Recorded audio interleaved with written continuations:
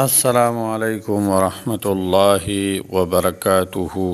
بسم الله الرحمن الرحیم.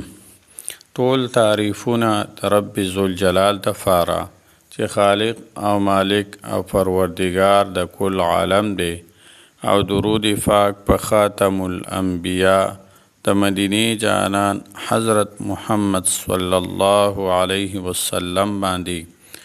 امید د رب ذوالجلال نه ساتم چې تاسو به روغ جوړ یئ، په صحت به برابر یئ. الله جل شانه د هر قسم مصیبت، تکلیف، آفت او پریشانی او غم نه په امن کې وساته. الله جل شانه عمر دراز سره د صحت نصیب کا. الله جل شانه د وبایي امراضونه او د اچانکي مصیبتونو او مرګونو نه په امن کې وساته. ما نن ستاسو دپاره یو ډیر عظیم او ډیر ازمایلی شوی مجرب عمل او وظیفه راوړې ده. نن سبا هر سړی د دې دپاره لګیا دی چې زما عزت وي، زه د عزتدار یم، زما د خلک عزت کوي او زه د خلکو په نظر کې ډیر عزتدار یم. د عزت دپاره هر سړی لګیا دی.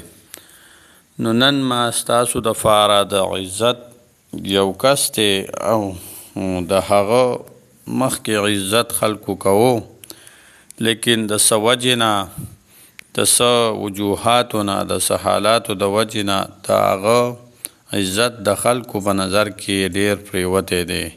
یعنی خلک کې عزت نه کوي، بس بیخي ورته په بد نظر ګوري او عزت یې نه کوي. نو د هغې دپاره ما وظیفه راوړې ده چې دا سړي عزت واپس بحال شي، دا هلک عزت کوي.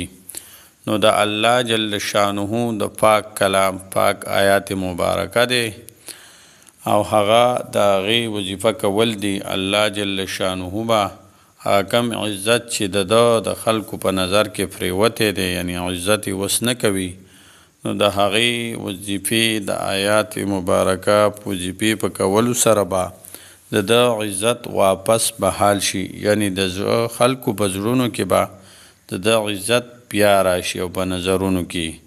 نو هغه وظیفه څنګه ده؟ د هغې طرف ته راځو.